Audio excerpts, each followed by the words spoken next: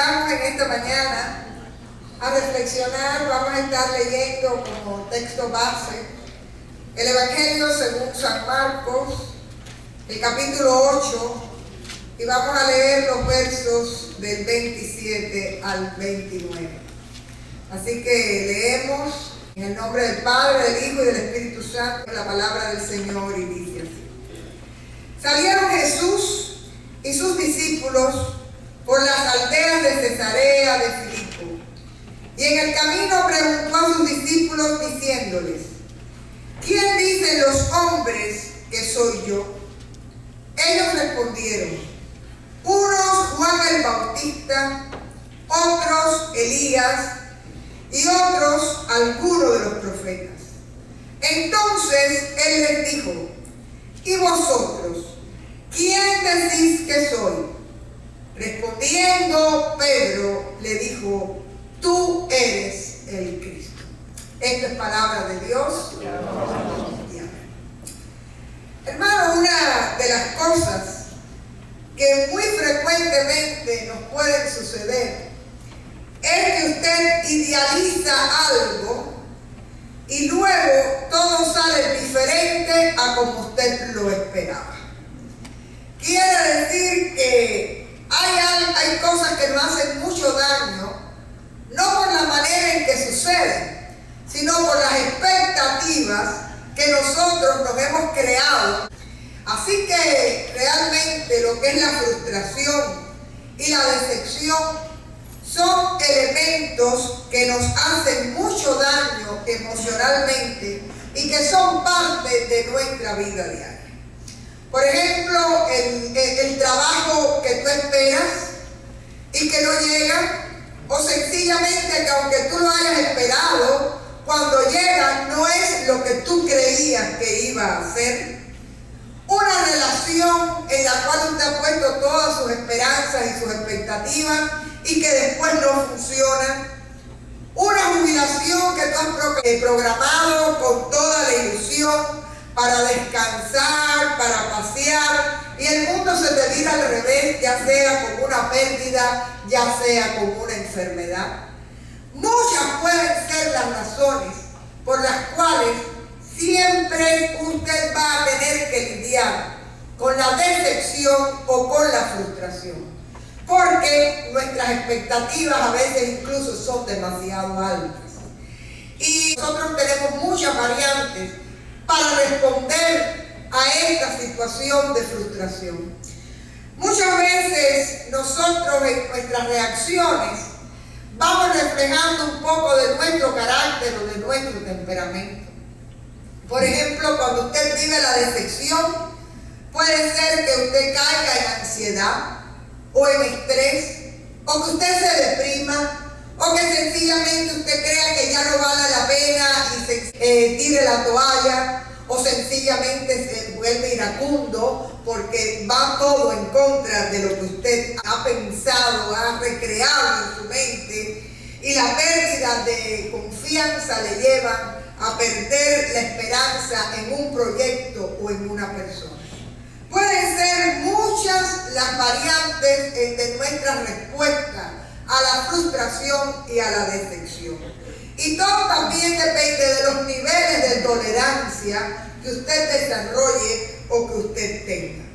Y de esto nos va a enseñar mucho el personaje del cual vamos a estar hablando en la mañana de hoy. Hemos estado trabajando durante Cuaresma una serie con algunos de los discípulos de Jesús. Todos están en YouTube, así que si alguno de ustedes quiere volver sobre algún sermón o escucharlo, si no lo ha escuchado, pero hemos estado trabajando varios de los discípulos y hoy vamos a estar conociendo mejor y de cerca a Simón Pedro, uno de los discípulos más relevantes en el ministerio de Jesús. De hecho, él era del grupo más cercano al Señor. Cuando el Señor tuvo que ir, por ejemplo, al monte de la Transfiguración o a Getsemaní, allí estaba Pedro junto con Santiago y con Juan. Y también él participa como testigo de la resurrección de la hija de Jairo. Él era el hermano de Andrés, y Andrés, que es el primero que conoce al Señor allí en el campamento de Juan el Bautista, va y le dice a Pedro que ha conocido al Mesías. Y es allí en el momento en que el Señor le dice: ya no te seguirás llamando Simón, vas a llamarte Pedro. Tiempo después, ellos están pescando, los dos hermanos, Andrés y Pedro, están pescando, y que era su labor, era el oficio al cual ellos se dedicaban. Y Jesús pasa y les llama para que vengan a tiempo completo a ser sus discípulos y a dejar totalmente la vida que están llevando.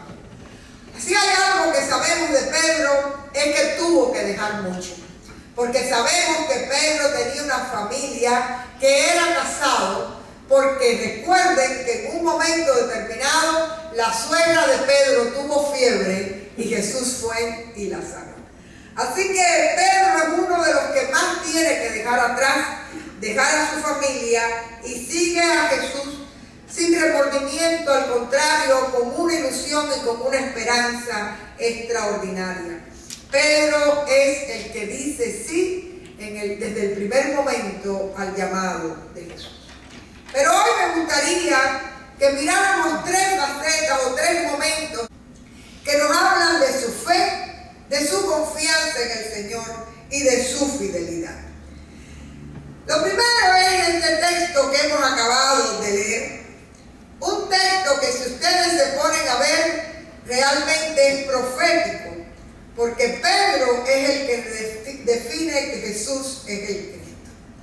Lo primero es cuál ha sido la experiencia de Pedro con Jesús. Pedro ha visto a Jesús hacer uno y otro milagro. Incluso Pedro ha tenido la posibilidad de caminar sobre el mar, porque poniendo la mirada en el Señor pudo hacerlo. Y en este momento vemos este texto donde el Señor le pregunta a sus discípulos: ¿quién dice la gente que yo soy? Y ellos le responden lo que viene siendo el comentario del pueblo. Bueno, pues unos dicen que eres Juan el Bautista, otros piensan que eres uno de los profetas, y hasta ese momento el Señor les dice: pero tú, ustedes, ¿quiénes creen que soy yo? Y ahí el que responde es Pedro, el impulsivo, el que siempre está delante de todos los demás. Pero la respuesta es preciosa, porque le dice: tú eres el Cristo. Lo vemos ahí en el verso 29 de Marcos 8. Entonces les dijo: ¿y vosotros quién decís que soy? Respondiendo Pedro le dijo: tú eres el Cristo. Y la respuesta fue correcta. Pero ¿cuál era la idea del Cristo según Pedro? Él esperaba a un Mesías que había venido para liberarles del yugo de Roma. Y a partir de esa idea vienen todas las expectativas que tiene Pedro sobre Jesús. Pero acto seguido, en ese mismo texto, Jesús empieza a explicar cuál es el contenido del verdadero Mesías. Y habla de sufrimiento y habla de muerte. Leemos ahí mismo en Marcos 8 a partir del verso 31. Y comenzó a enseñarles que le era necesario al Hijo del Hombre padecer mucho y ser desechado por los ancianos, por los principales sacerdotes y por los escribas, y ser muerto y resucitar después de 3 días. Esto les decía claramente. Pero entonces Pedro le tomó aparte y comenzó a reconvenirle, dice la Reina Valera, pero la Nueva Versión Internacional lo dice más fácil: comenzó a reprenderle. Pedro regañando a Jesús. Esa es la imagen que tenemos que ver. ¿Y por qué le está regañando? Bueno, porque si para él el Mesías es el vencedor, ¿cómo Jesús va a estar hablando de que va a sufrir y de que va a morir? Y la respuesta de Jesús es tremenda con esa frase tan conocida cuando le dice a Pedro: apártate de mí, Satanás. No porque Pedro fuera Satanás, sino porque la tentación de lo que le estaba diciendo Pedro, de que no sufriera, de que siguiera otro camino, no venía de Dios, no tenía nada que ver con el plan de Dios, y él quería obedecer al Padre y seguir el plan de salvación. Y ahí tenemos que pensar en Pedro, en su frustración, en su decepción. Jesús estaba hablando algo totalmente contrario a lo que él esperaba del Señor. Estaba hablando de que iba a ser vencido. Y Pedro no entendía y tampoco quería aceptar esa verdad que el Señor le estaba dando a conocer. Por eso se explica que ni Pedro ni el resto de los discípulos en el día de la resurrección podían creer o entender lo que estaba sucediendo. Porque aunque el Señor les había hablado de cuál era el proyecto, ellos no lo querían aceptar porque no estaba a la altura de sus esperanzas y de sus expectativas. El otro momento también que quisiéramos resaltar es un momento que comienza allí en la última cena con el Señor. Jesús está sentado junto con sus discípulos y él habla de que uno de ellos le va a traicionar. Y acto seguido, Pedro, con una sinceridad extraordinaria, le promete al Señor serle siempre fiel. Y ahí es cuando el Señor le dice: deja que el gallo cante y te vas a acordar de lo que estás diciendo. Así que cuando el Señor es apresado, este es el único discípulo que está dispuesto a caminar en medio de una multitud enardecida que se está llevando prisionero a su Señor. Y allí en el camino, una y otra vez le pregunta si él pertenece al grupo de discípulos de Jesús. Y por supuesto, él quiere acompañar al maestro. Y sabe que si él dice que pertenece al grupo, puede ser que vengan también por él. Hasta que el gallo cantó. Y él recuerda las palabras del Señor Jesús, porque hasta ese momento le estuvo negando por temor. Les invito a leer esta narración en Mateo 26, los versos del 73 al 75. Y dice así la palabra: un poco después, acercándose los que por allí estaban, dijeron a Pedro: verdaderamente tú eres de ellos, porque aún tu manera de hablar te descubre. Entonces él comenzó a maldecir y a jurar: no conozco al hombre. Y enseguida cantó el gallo. Entonces Pedro se acordó de las palabras de Jesús que le habían dicho: antes que cante el gallo, me negarás 3 veces. Y saliendo fuera, lloró amargamente. Realmente Pedro era un discípulo fiel.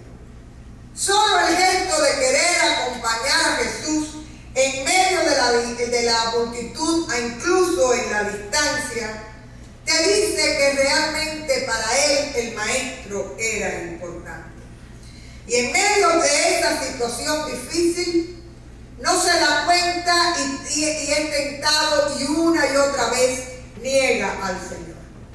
Sin embargo, tiene el valor de después llorar y arrepentirse de corazón cuando el gallo le recuerda lo que su Señor le había dicho.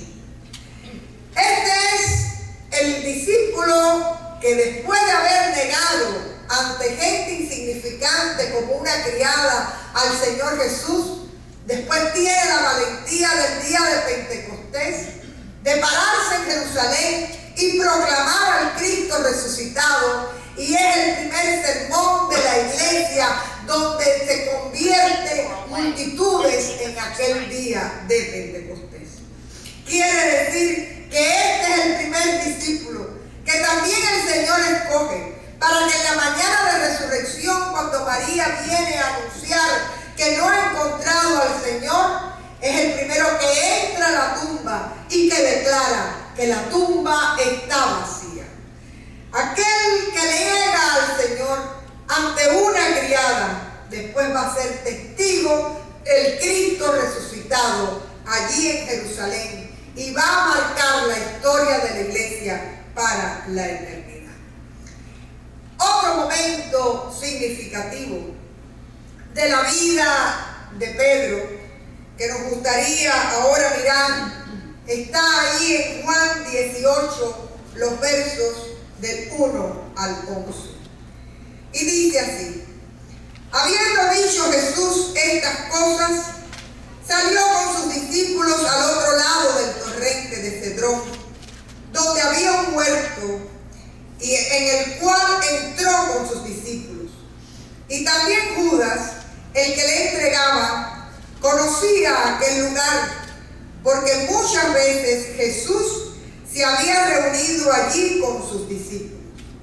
Judas, pues, tomando una compañía de soldados y alguaciles, de los principales sacerdotes y de los fariseos, fue allí con linternas y antorchas y con armas.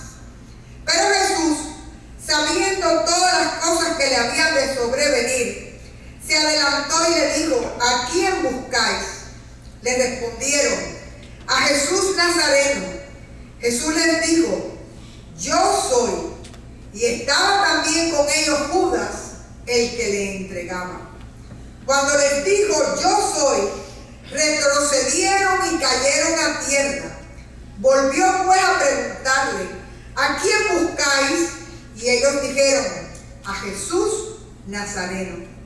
Respondió Jesús: os he dicho que yo soy, pues si me buscáis a mí, dejad ir a estos, para que se cumpliese aquello que había dicho: de los que me diste, no perdí ninguno. Entonces Simón Pedro, que tenía una espada, la desenvainó e hirió al siervo del sumo sacerdote y le cortó la oreja derecha. Y el siervo se llamaba Malco. Jesús entonces dijo a Pedro: mete tu espada en la vaina.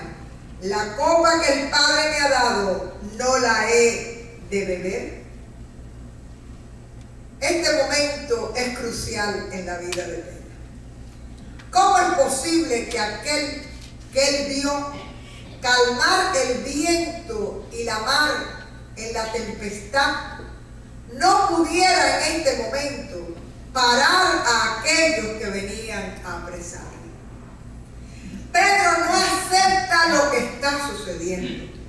Él ha reconocido que Jesús es el Cristo, y aunque el Señor le ha rectificado el proceso, el sentido mesiánico, él se siente profundamente frustrado, profundamente decepcionado al ver a su Señor ser apresado.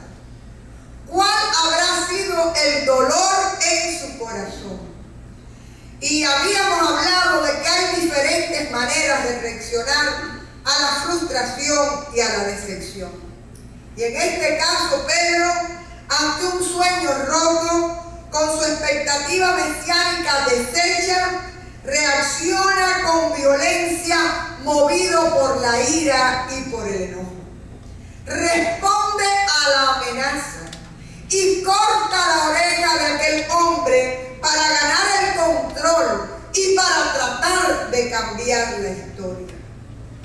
Él reacciona con ira ante la frustración y la toma con aquel hombre que sencillamente es un instrumento más de los poderosos, pero que tampoco tenía nada que ver en la decisión que iba a ser llevada a cabo a través de Jesús. ¿Cuál es el nivel nivel de tolerancia o fue el nivel de tolerancia ante la decepción de Pedro? Pudiéramos decir que es muy poco. Y también pudiéramos preguntarnos nosotros, ¿y cuáles son nuestros niveles de tolerancia ante la decepción o ante la frustración? Porque no todos tienen que reaccionar con ira. Incluso a veces nuestra lengua es una espada que corta, y que corta duro y que corta fuerte cuando te sientes frustrado. Pero también está la renuncia, cuando tú sientes que has fracasado y que no lo vas a intentar más.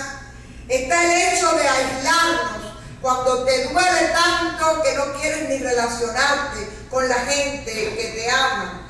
Está el sentido de depresión, donde usted piensa que está tan profundo que ya es imposible salir.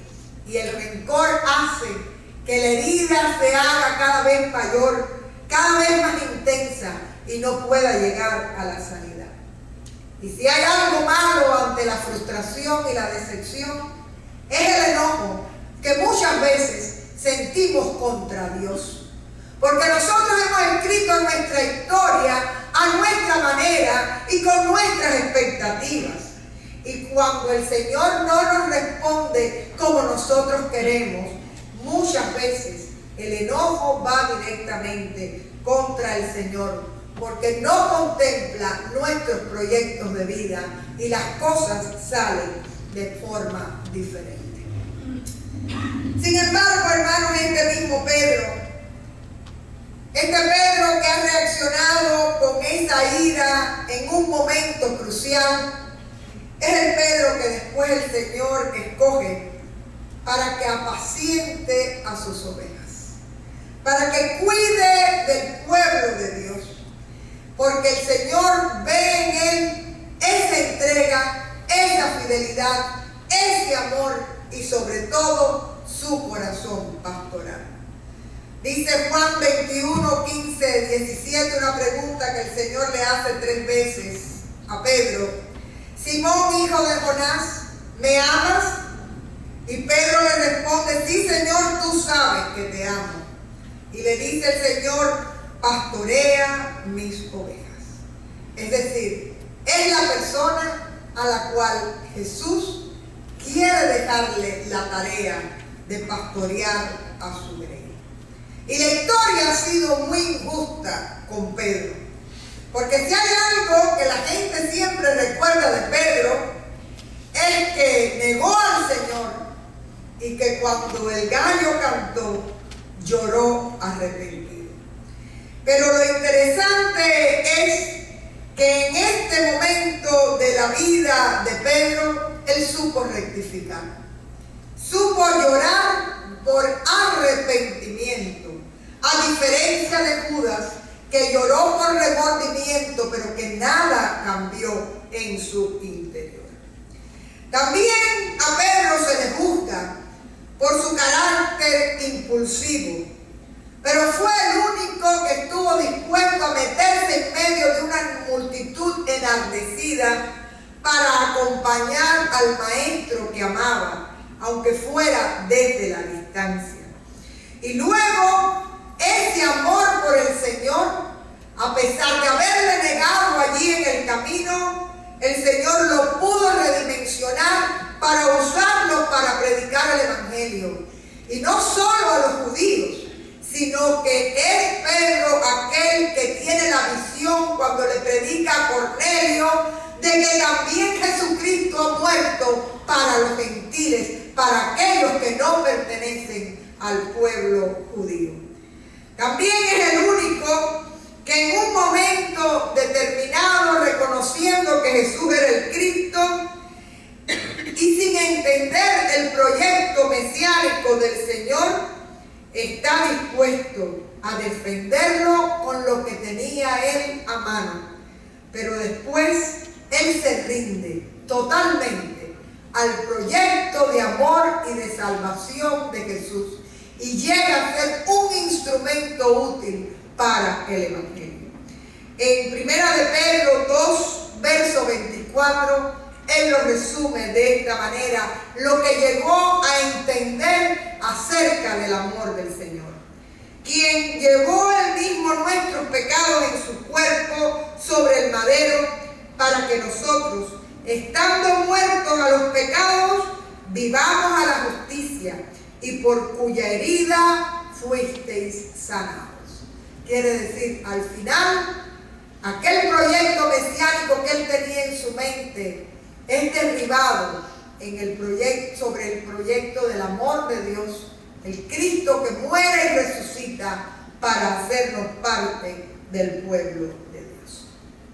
Hermanos, es un personaje tan rico, Pedro, y hay tantos pasajes que nos hablan de él, que realmente les invito a hacer la tarea de buscar, ¿verdad?, y relacionarse más con estos momentos que Pedro vivió con Jesús. Pero a modo de conclusión me gustaría dejarles 3 ideas. La primera es que Pedro, a pesar de ser un hombre impulsivo, apasionado, era muy valiente y tuvo un gran amor por el Señor. Y en medio de su imperfección fue llamado por Jesús y Jesús se glorificó en él. ¿Qué nos quiere decir esto? Hermanos, no importa nuestra imperfección, no importa nuestra pequeñez, no importa en realidad lo que tú creas que no eres para Dios, lo que importa es lo que Dios puede ver en ti y el proyecto de Dios para ti. Porque cuando el Señor te llama, te capacita. Si ustedes se percatan, Pedro no era el más culto del grupo, pero Pedro fue la persona que fue movido por el Espíritu Santo para proclamar al Cristo resucitado allí en Pentecostés. El Señor no tuvo en cuenta las deficiencias y las imperfecciones de Pedro, como tampoco tiene en cuenta las nuestras, porque Él hace todas las cosas nuevas, cambia nuestros intereses, cambia nuestra manera de hablar, cambia nuestro temperamento, cambia nuestra mente y cambia nuestro corazón. Y fíjense si cambia nuestra manera de hablar, que ustedes recuerdan que cuando a Pedro le están preguntando si él es uno de los discípulos de Jesús, el texto dice claramente que empezó a maldecir y a jurar. Ahí yo me imagino un Pedro con malas palabras. Sin embargo, el Señor cambió su boca para proclamar el Evangelio. Así que nadie piense que es imperfecto para ser llamado por el Señor, porque el Señor tiene propósito con cada una de nuestras vidas. Otro elemento que nos recuerda la vida de Pedro es que nuestros fracasos no son el final. Quizás podamos sentirnos como el Pedro que se hunde allí en el mar cuando va caminando, mirando a Jesús y de pronto mira para abajo y se hunde. O quizás usted se sienta como el Pedro que negó al Señor, o como el Pedro que hiere cuando se siente frustrado, o como el Pedro que se deja llevar por la ira, o como el Pedro que llora amargamente y que puede arrepentirse. Pero el mismo Jesús que levantó a Pedro puede levantarnos a cada uno de nosotros. Y el mayor fracaso de Pedro no fue el final de su historia. Muchos creyentes viven marcados por sus errores, pero Pedro nos enseña que una caída no cancela el propósito de Dios en tu vida, que el fracaso no anula el llamamiento que Dios te hace y que el arrepentimiento genuino puede abrir puertas de restauración y nuevos caminos en nuestra vida. Así que realmente nuestros fracasos no son el final.